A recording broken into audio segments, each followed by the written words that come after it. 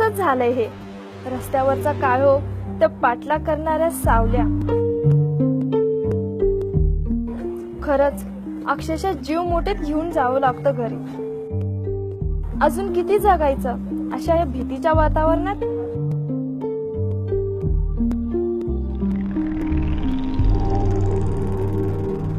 या रात्रीच्या काळोखात काही विपरीत घडलं तर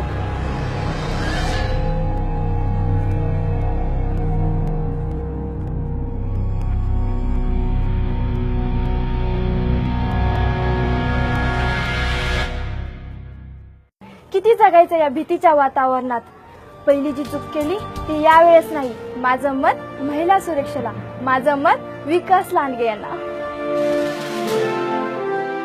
साथ विकासासाठी एक मत महिला सुरक्षेला, एक मत विकास लांडगे यांना.